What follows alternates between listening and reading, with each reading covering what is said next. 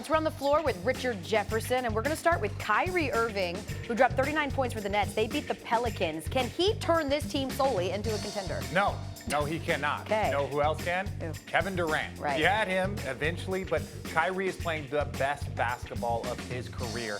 He is doing everything he possibly can for this team, but he's not going to be alone turning them into a contender anytime soon.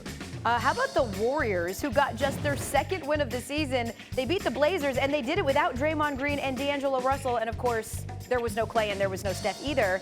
Is there reason for hope here? No.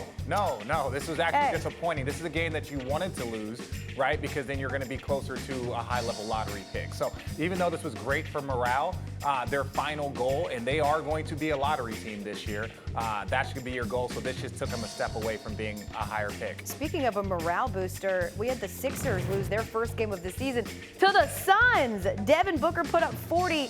Is the headline here that the Sixers have an issue, or that the Suns are just balling out? No one's knowing it. The Suns are balling out. They started the season out on fire. They've beaten the Clippers. They are playing very, very good basketball. Devin Booker is making that jump that we've wanted to see. Those numbers translate into wins, and they're starting to translate into wins right now. Wouldn't exactly accuse the Rockets of balling out, but James Harden did have a big game for them last night, put up 44 points, and they beat the Grizzlies 107-100. Russell Westbrook sat out with rest. What are your impressions early on the Rockets so far?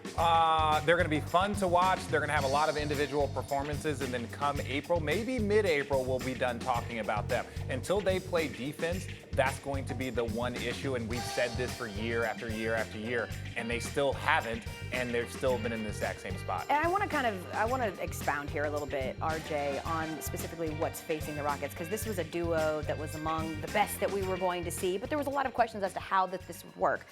Minus 46 for Russell Westbrook when they played the Heat. And it was, you could call it the Miami flu or whatever you want to call it, but it was bad. And James Harden was better when he wasn't playing. It seems like they've got a bit of a split personality. They're two different teams depending on who's dominating the floor. Like, what's the key issue here? Well, I think the key issue is just really their overall play. And you look at Russell Westbrook. Now, he's had Kevin Durant, and they had some success. He had Paul George, never got out of the first round with the 2 years of having Paul George. I really just don't know if these players and the style of game that they want to play is conducive with winning at a high level. Ultimately, if you have these two players, the only thing you should be talking about is championship, right? You should be talking about championship, and they have talent around them.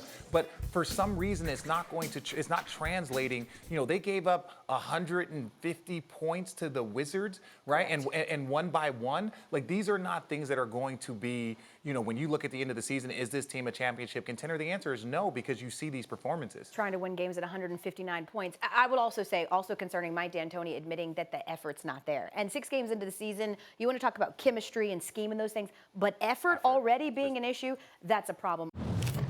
Thanks for watching ESPN on YouTube. For more sports, highlights, and analysis, be sure to download the ESPN app. And for live streaming sports and premium content, subscribe to ESPN Plus right now.